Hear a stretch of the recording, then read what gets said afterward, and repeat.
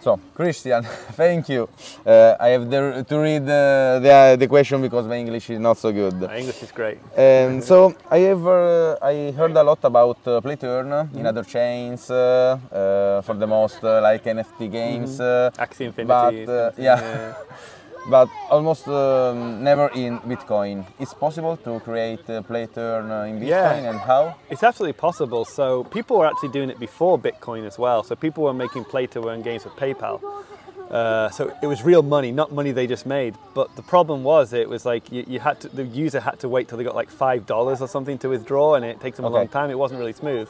So we just do the same thing, and basically the user will play a game, and you can use our API just to send them sats to their wallet.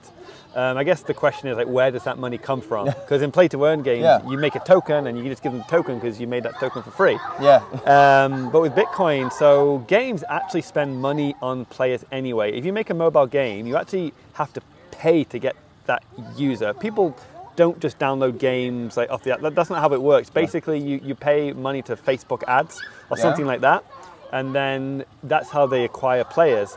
The problem is you can spend like up to $4 to acquire a player. So you're already kind of giving somebody money. What we do at Zebedee, instead of giving Facebook $4, you can actually just give like Facebook $1, earn Bitcoin in the game. The advertising's more interesting, and then the extra $2 you can give to the player. So like games already have a budget of money to give to players.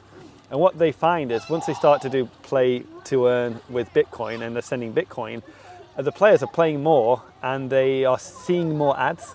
You know, because they're playing more, they view more ads. So the game actually makes more money than it did before. So as long as your game mechanics are set up that you can effectively monetize from ad revenue and in-app purchases, it's actually profitable to add Bitcoin to your game because you also give very small amounts, like like 500 sats a day, but it works, and we have a bunch of developers building on us to prove that it works. And could this model work for something like emerging countries where maybe play to earn become a job?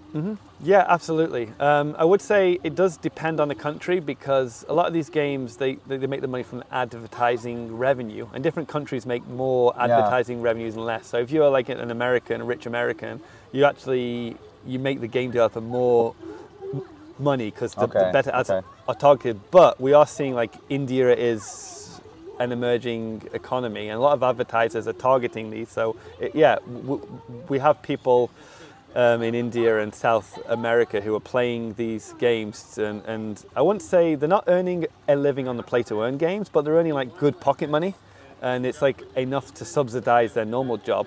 But we do have games where people are playing esports, and in esports they are earning enough money to live. However, esports is a competition, so if you're not good, you don't make any money. The sponsor.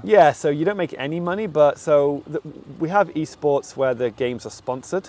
So they don't lose money either, but you know, if they're not very good, it's like a tournament, right? So we have people doing that. But for the more casual play-to-earn games that are funded by advertising, that's not really about earning a living. That's more about getting some pocket money, like whilst you're on the train going to work. You know, it's.